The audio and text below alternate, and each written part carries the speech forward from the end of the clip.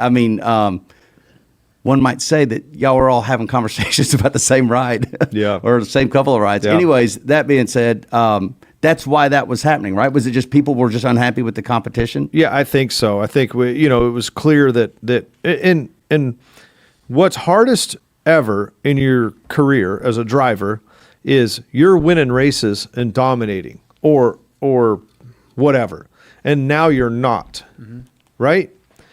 You know damn good and well it's not you, or you sure think it is, right? And if you have to question yourself, okay, what am I doing wrong? So you're like, okay, time out. I gotta watch more tape and do this and do that. I gotta figure out what I'm doing wrong. For the most part, you're not doing anything wrong. It's just you have, and it's always like this. Look at Stuart Haas 2 years ago.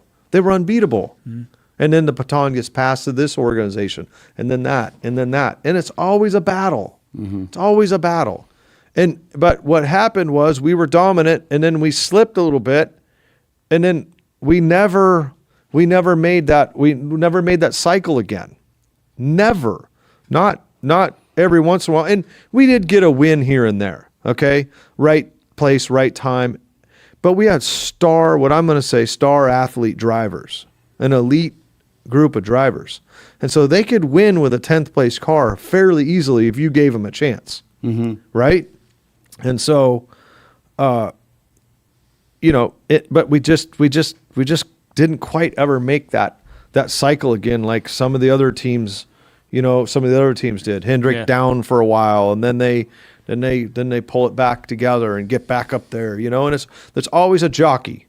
Yeah, but isn't it also fair to say that Roush never really, when elite drivers were leaving, it didn't seem like he was replacing elite with elite. I mean, like today, Kyle Busch announces he's going to RCR.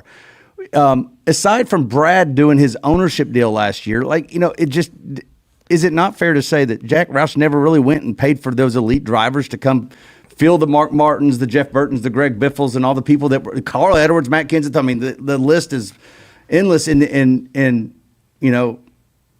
it's no knock on Boucher, no knock on David Reagan, not at all on any of those guys, but they're elite level drivers. I think it's hard to attract those guys if you can't provide them a winning car, like what I was saying. Yeah, there's a lot of great teams out there but they just don't.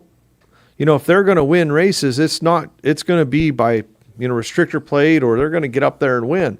I was so excited to see Petty win, at Darlington. That was great to see. Awesome. It's great to see, and this new car has provided some new opportunities for some more teams and these alliances they've made. But you can't hire those elite drivers if you don't have race winning equipment. Yeah. So it's cart in front of the horse. You got to get race winning equipment. How do I do that? If you had race winning equipment, those drivers would still be there. So if those drivers leave, you got to figure out how to get race winning equipment and then get some other ones back. Yeah.